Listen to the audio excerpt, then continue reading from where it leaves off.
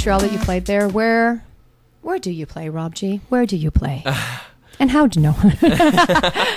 In Toronto, I play on a kind of semi-regular basis at Footwork. I don't have the regular residency where you can come see me on this date or whatever, but it's generally once every other month. This month I'm playing twice. Play the gallery inside the government complex, same thing, kind of every couple months, and then play out of town. You know, I play a bunch on the West Coast. And where out on the West Coast? Because, you know, we do have listeners worldwide. Sure, yeah, definitely. Most recently, I was out in Kelowna, Whistler, Victoria, Vancouver.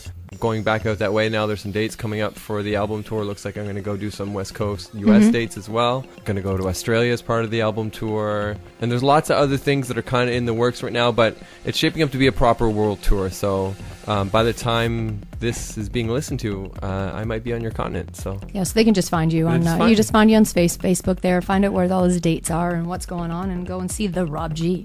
Shufflebanger. Now, with your current releases, they're being played, like, you know, with Carl Cox, DJ Dan, and Kissy Cell. How does this feel? I mean, when was the first time you heard of one of these cats playing one of your tracks? The very first record I ever made, I was at a dose party, and a friend of mine walked up and handed it to Donald Glaude, and within like 30 seconds of being handed the record, he looked at my friend and says, "Which side?"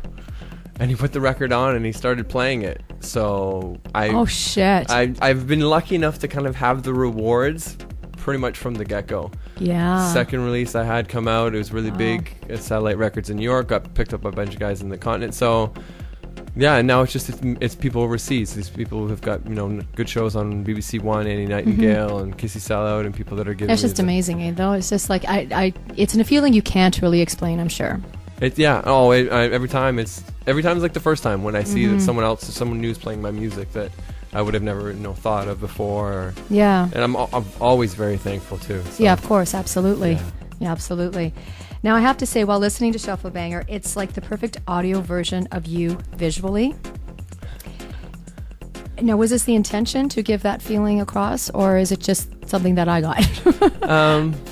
What, the album or the track? Yes, the whole album together. Yeah, the feel of the album. I think so, and that kind of comes back to the whole, like, I'm serious about what I do, but I don't do serious stuff, right? Like, that's really where it kind of comes back to, and it shows when I play, it shows when I'm making music, it shows when I'm remixing stuff.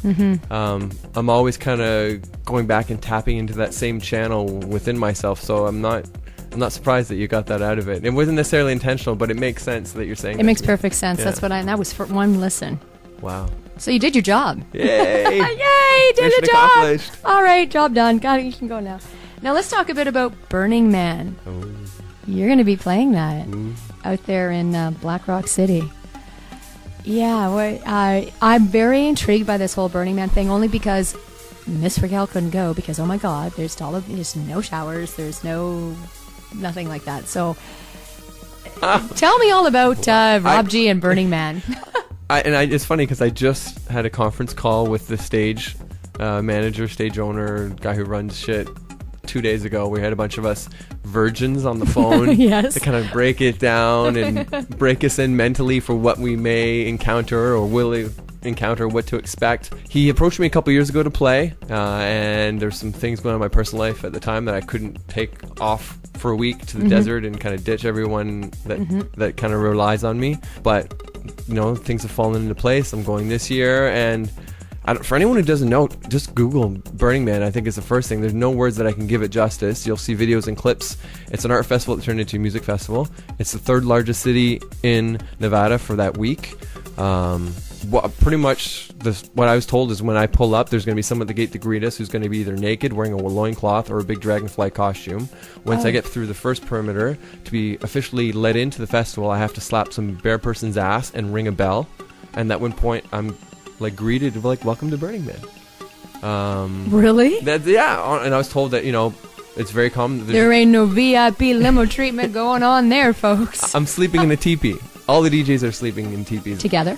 I don't know that it's group sleeping. Okay, just asking. Well, hey, it's Burning Man. It's possible.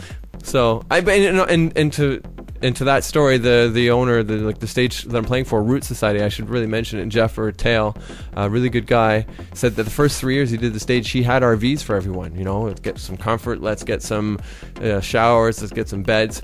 But they rattled non-stop because of the bass and the music that no one could ever sleep. So it made no sense. And after 3 years of complaints of no one being able to sleep, we sleep in teepees. That's amazing. And how long are you there for? 5 nights. Oh, boy.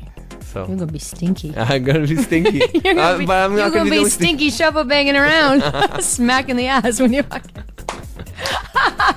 in.